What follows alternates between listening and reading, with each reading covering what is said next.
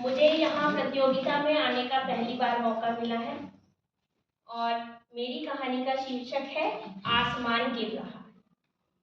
सुनी होगी सबने ये कहानी, बट थोड़ा सा बच्चों को अट्रैक्ट करने के लिए, बच्चों को का थोड़ा एंटरटेनमेंट करने के लिए मैंने इसे अपने ढंग से प्रस्तुत किया है। कहानी का शीर्षक है आसमान गिर रहा। एक बार की बात है, एक घना जंगल था। उस जंगल में बहुत से प्राणी रहते थे।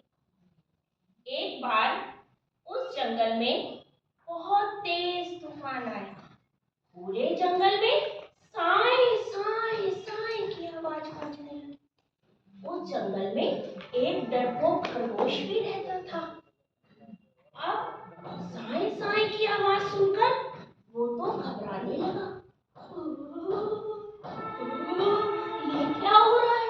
ये क्या हो रहा है? ये तो तूफान आ रहा है। और इतना सोचकर वह जंगल में इधर उधर भागने लगा। भागते भागते उसने अपने आप को एक पेड़ के नीचे छुपा लिया और तभी वो वहां डरा हुआ सहमा हुआ बैठा था कि तभी उसके सिर पर कुछ आकर गिरा। तब उसने सोचा, ये क्या गिरा? अरे आसमान गिर रहा है, आसमान गिर रहा है। तो घबरा गया, वहां से उठा और भागा।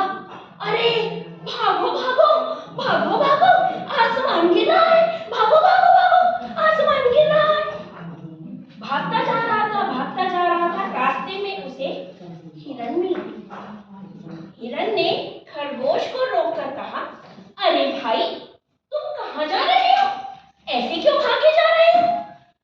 खरगोश ने बोला, अरे भाई हिरन भाई, मुझे मत रोको, मुझे मत रोको, आसमान गिर रहा है, तुम भी भागो, तुम भी भागो, नहीं तो मारे जाओगे, तुम भी भागो, आसमान गिर रहा है। अब हिरन ने इधर देखा ना उधर देखा, बस खरगोश के पीछे हो लिया। वह तो उसके पीछे ही भागता चला गया। अब दोनों भागने लगे। रास्ते में उन्हें एक ज़ेब्रा मिला।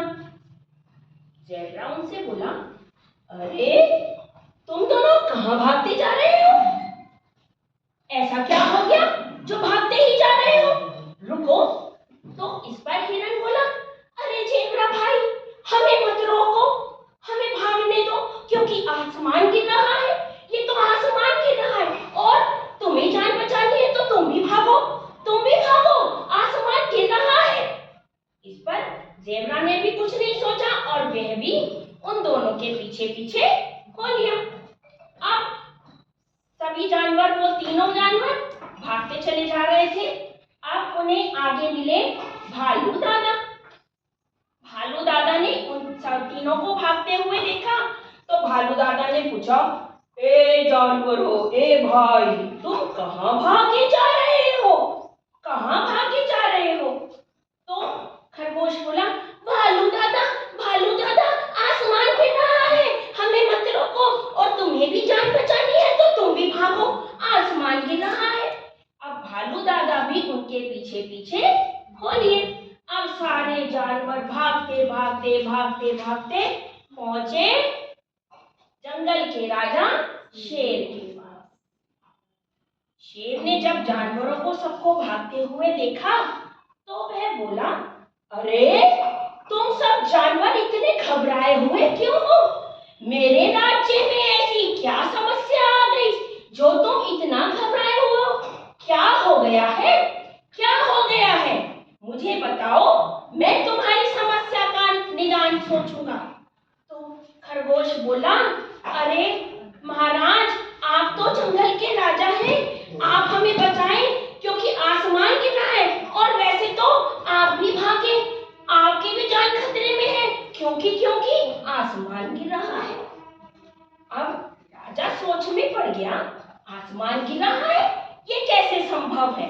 उसने कहा, राजा ने कहा कि तुम्हें कैसे पता आसमान गिर रहा है?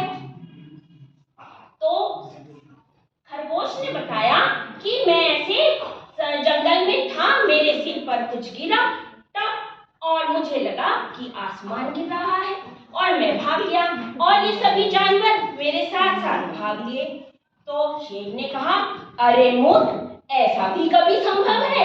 आसमान भी कभी गिर सकता है? नहीं, वो निश्चित रूप से कोई फल होगा जो तुम्हारे ऊपर गिरा होगा।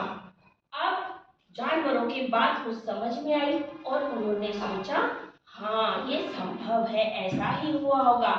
तो मेरी कहानी का जो निष्कर्ष या उद्देश्य है कि हमें कोई भी समस्या हमारे सामने आए तो हमें सबसे पहले उसके बारे में सोच विचार करना चाहिए, अपनी सूझबूझ से काम लेना चाहिए, तभी किसी निष्कर्ष पर पहुंचना चाहिए। किसी अंधाधुंध हमें किसी पर विश्वास करके आगे नहीं बढ़ना।